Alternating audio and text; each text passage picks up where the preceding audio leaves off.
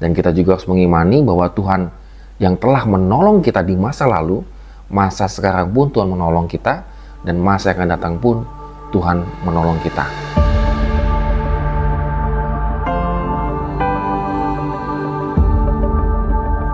Salam sahabat, Pendeta Fabio di sini, dan kita akan kembali lagi lanjutkan renungan kita di Yesaya pasal yang ke-51. Tetap semangat membaca dan merenungkan firman Tuhan.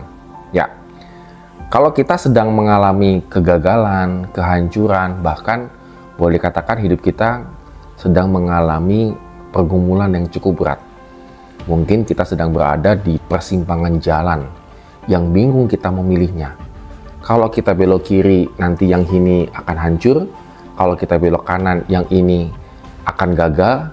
Kalau kita maju terus, maka kita kelelahan. Kalau kita mundur, maka kita juga memiliki resiko yang cukup berat. Mungkin kita sedang mengalami situasi-situasi seperti itu.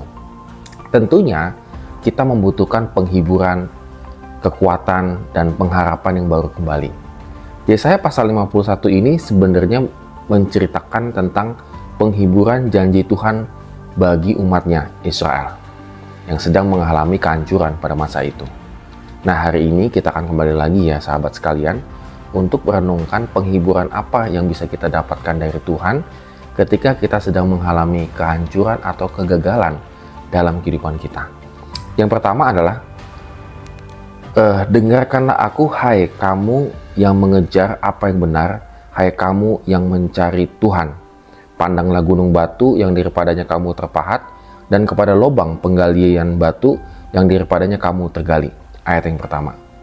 Ketika kita sedang mengalami kegagalan dalam hidup kita, yang pertama yang kita lakukan adalah kita tetap terus mencari Tuhan, mencari kebenarannya. Kadang-kadang kegagalan ataupun keterpurukan dalam hidup kita dipakai oleh Tuhan supaya hidup kita kembali benar. Mungkin selama ini ada yang salah. Maka Yesaya mengatakan, hai kamu yang mencari Tuhan, hai kamu yang mengejar apa yang benar. Sekalian kita mengkoreksi hidup kita kalau kita sedang mengalami pergumulan. Siapa tahu banyak yang salah. Yang kedua, percaya akan pemulihan dari Tuhan. Kita lihat di ayat yang ketiga ya. Sebab Tuhan menghibur Sion, menghibur segala reruntuhannya. Ia membuat padang gurunnya seperti Taman Eden, dan padang belantaranya seperti Taman Tuhan. Di situ terdapat kegirangan dan sukacita, nyanyian syukur dan lagu yang nyaring. Jadi, percaya pada waktunya Tuhan akan membangkitkan kita. Dikatakan luar biasa di sini ya. Tuhan itu menghibur segala reruntuhannya. Ia membuat padang gurunnya seperti Taman Eden. Jadi Tuhan itu yang mampu mengubah hidup kita kembali menjadi seperti Taman Eden. Jangan sampai pengharapan kita itu hilang. Percaya bahwa Tuhan itu memiliki waktunya. Kalau waktunya pada saat ini kita mengalami kesulitan, pergumulan, kegagalan, kita nikmati waktu ini. Karena kita sedang berjalan bersama Tuhan. Dan nanti ada waktunya Tuhan akan mengubah ini semua seperti Taman Eden. Yang ketiga adalah ingatlah senantiasa kebaikan Tuhan. Ayat yang ke-9. Terjagalah, kenakanlah kekuatan hai tangan Tuhan. Terjagalah seperti zaman purbakala, pada zaman keturunan yang dahulu kala. Bukankah engkau yang meremukkan Rahab, yang menikam naga sampai mati? Kalau kita baca ayat ini seterusnya, maka kita bisa melihat bagaimana Tuhan itu menolong umatnya ketika berada di Laut Merah ya. Jadi Tuhan itu membelah Laut Merah. Maka di sini kita percaya kebaikan-kebaikan Tuhan yang zaman dahulu yang kita alami, yang akan terus senantiasa menyertai kita sampai sekarang dan yang masa akan datang.